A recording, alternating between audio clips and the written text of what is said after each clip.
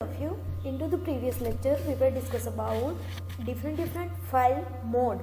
Okay, in this video lecture we will discuss about file handling function or input output function. Okay, very first of all we are starting our file handling function with fopen and fclose function.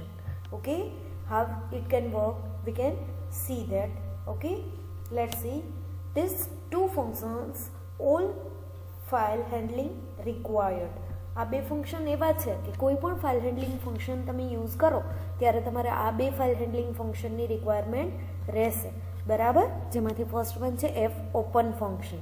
આપણે આગળ આનું description જોઈ લીધું છે તો પણ એકવાર જોઈ લઈએ. Open an existing file for any operation or creates a new file for any operation. શું કહેવા માંગે છે કે આપણે આમની અંદર જે ફાઇલનું લોકેશન આપેલું છે એ ફાઇલ આપણે ઓપન કરી દેશે અને જો એ ત્યાં ફાઇલ ક્રિએટ કરેલી નહીં હોય તો નવી ફાઇલ આપણે ક્રિએટ કરી દેશે કે જેથી આપણે એમની અંદર કોઈ પણ ઓપરેશન પરફોર્મ કરી શકીએ. એફનું ફૂલ ફોર્મ થશે ફાઇલ એન્ડ ઓપન. ફાઇલને ઓપન કરવા માટે એફ ઓપન ફંક્શનનો યુઝ થાય છે, બરાબર. જો અહીંયા સિન્ટેક્સ આપેલી છે ફાઇલ. જો આ ફાઇલ જે છે ફાઇલ લખેલું છે તમારે કેપિટલ લેટરમાં ફાઇલ લખવાનું રહેશે. આ જે ફાઇલ છે stdio.h standard input output dot h header ફાઇલની અંદર એક સ્ટ્રક્ચર છે જે ઇનબિલ્ટ છે, એમાં આપણે કોઈ પણ જાતનું ચેન્જ કરી શકીએ નહીં. એક ઇનબિલ્ટ સ્ટ્રક્ચર છે જે આપણે યુઝ કરવાનું છે. જેવી રીતે ત્યાં સુધી આપણે અલગ અલગ ડેટા ટાઈપ્સ યુઝ કરતા હતા એ જ રીતે અહીંયા ફાઇલ નામની એક ડેટા ટાઈપ આપેલી છે જે આપણે યુઝ કરવાની છે કોઈ પણ ફાઇલ હેન્ડલિંગ ફંક્શન જ્યારે આપણે યુઝ કરીએ છીએ ત્યારે, બરાબર. તો અહીંયા ફાઇલ સ્ટાર એફપી મીન્સ કે પોઇન્ટર વેરિયેબલ લીધો છે FP file pointer. Okay, FP equal to f open function into bracket. બે અલગ અલગ આર્ગ્યુમેન્ટ આપવાની રહેશે જેમાં ફર્સ્ટ વન છે file name with path. Means કે તમારી ફાઇલ તમારા કમ્પ્યુટરની અંદર તમારે કઈ જગ્યાએ ક્રિએટ કરવી છે એ જગ્યાનું આખું લોકેશન લખવાનું રહેશે. ફોર એક્ઝામ્પલ તમને કોઈ એડ્રેસ પૂછે છે કે તમે ક્યાં રહ્યો છો તો શું કહેશો તમે? આ રોડ ઉપર, આ સોસાયટીમાં, આટલામી શેરીમાં અને આ જગ્યાએ કહો છો. તો સેમ એ રીતે જ્યારે અહીંયા તમારે ફાઇલ ક્રિએટ કરવાની છે, ફાઇલનું લોકેશન પૂછવામાં આવશે, ફાઇલનું એડ્રેસ પૂછવામાં આવશે તો તમારે આખું એડ્રેસ લખવાનું રહેશે. ફોર એક્ઝામ્પલ સી ડ્રાઈવ, એમાં ટર્બો સી, એમની અંદર બિન નામનું ફોલ્ડર અને એમની અંદર મારી ફાઇલ છે એવું આપણે કેવું છે તો આપણે આખું લખશું, બરાબર. તો આ રીતે તમારે આખો પાથ લખવાનો રહેશે. એન્ડ નેક્સ્ટ વન છે મોડ, જે આપણે આગળ મોડ જોયા હતા. આર છે, આરટી છે, ડબલ્યુ છે, ડબલ્યુટી છે, એ છે, એટી છે, એટી પ્લસ છે, ડબલ્યુટી પ્લસ છે, બરાબર. આવા 6 મોડ જોયા હતા. તો આ જે 6 મોડ છે તમારે અહીંયા યુઝ કરવાના આવશે. ઓકે, જો અહીંયા એક્ઝામ્પલ આપેલું છે તમે જોઈ શકો છો. FP equal to f open into bracket e://fm means કે ઈ ડ્રાઈવની અંદર fm નામનું ફોલ્ડર હશે અને એમની અંદર મારે ફાઇલ ક્રિએટ કરવી છે. આ જે ફાઇલનો પાથ આપો છો એમાં તમારે ખાસ ધ્યાન રાખવાનું રહેશે. જ્યાં કેપિટલ લેટર છે ત્યાં કેપિટલ લેટર યુઝ કરવો, જ્યાં સ્મોલ લેટર છે ત્યાં સ્મોલ લેટર યુઝ કરવો. ફોલ્ડર જે તે ડ્રાઈવ છે એમની અંદર સ્પેસિફિક ફોલ્ડર છે તો એમાં એક પણ કેરેક્ટરની મિસ્ટેક રહેશે તો તમારો પ્રોગ્રામ સક્સેસફુલી રન થશે નહીં. આ પાથ લખવામાં ખાસ ધ્યાન રાખવાનું રહેશે અને તમે જે સ્લેશ કરો છો એ તમે ફોરવર્ડ સ્લેશની બદલે બેકવર્ડ સ્લેશ કરી દેશો તો પણ તમારું આઉટપુટ આવશે નહીં. તો આ પાથ લખવામાં ખાસ ધ્યાન રાખવું. એઝ વેલ એઝ જો તમે મોબાઈલની અંદર તમારા પ્રોગ્રામ સી લેંગ્વેજના રન કરો છો તો મોબાઈલની અંદર ફાઇલ હેન્ડલિંગના પ્રોગ્રામ છે એ સક્સેસફુલી રન થઈ શકશે નહીં.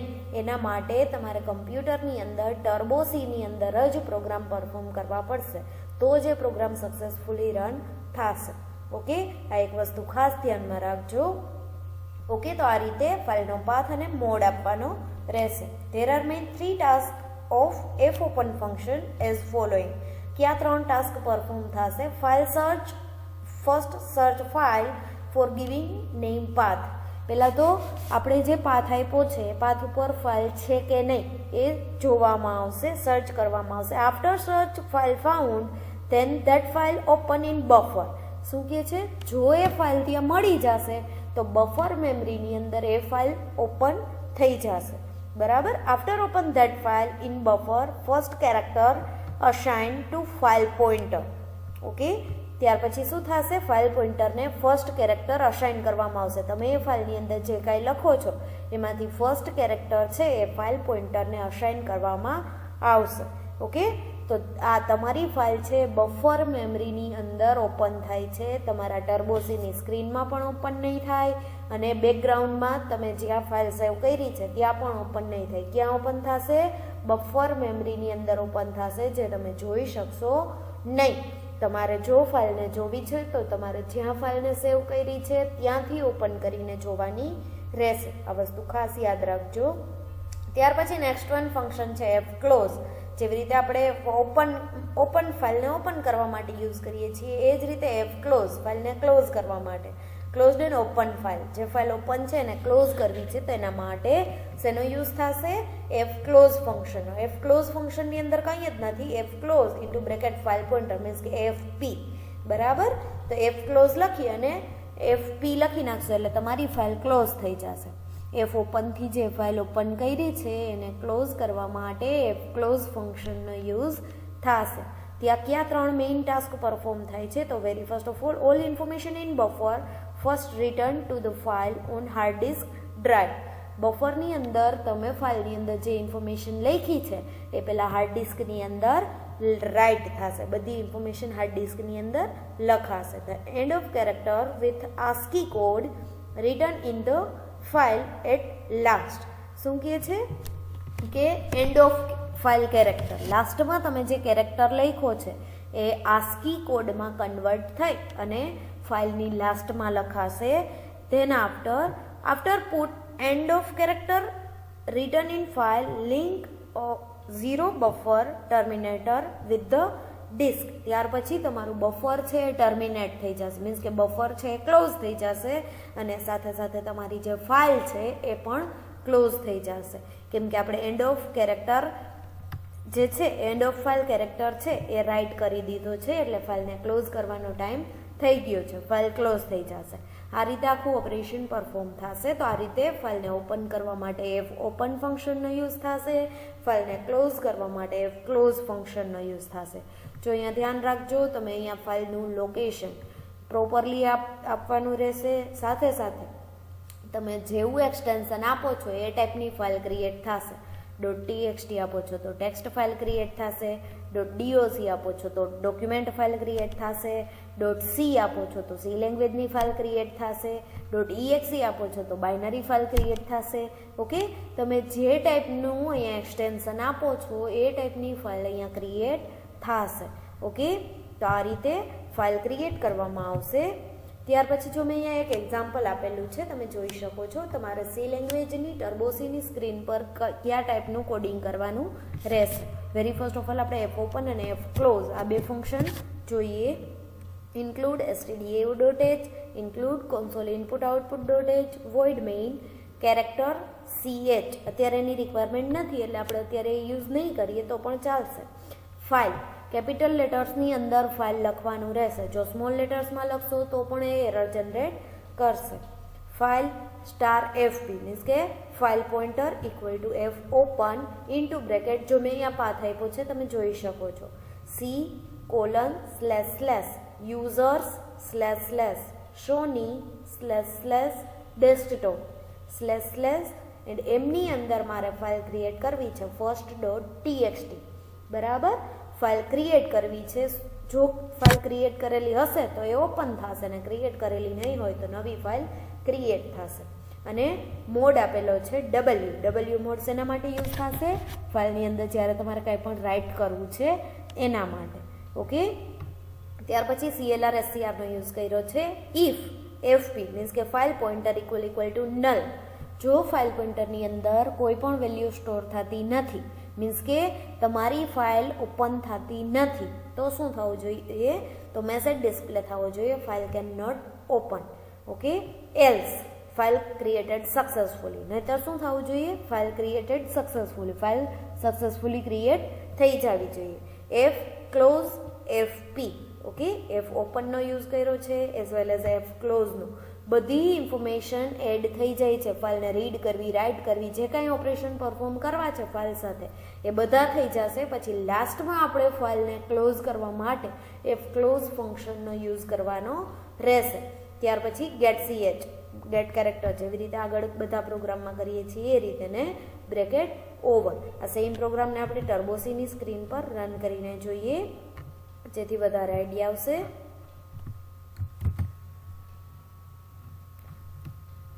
અહીંયા કેરેક્ટરની રિક્વાયરમેન્ટ અત્યારે નથી તો નથી લેતા, બરાબર. જોઈએ stdio.h console input output .h void main into bracket file, capital લેટરમાં ફાઇલ લખ્યું છે, સ્ટાર f મીન્સ કે file pointer equal to f open. મેં અહીંયા પાથ આપેલો છે, બરાબર. first.txt નામની ફાઇલ ક્રિએટ કરવી છે ને રાઇટ મોડની અંદર clr લખેલું છે. If fp equal to null, જો ફાઇલ ઓપન કે ક્રિએટ નથી થતી તો શું થવું જોઈએ? ફાઇલ કેન નોટ ઓપન એવો મેસેજ આવવો જોઈએ.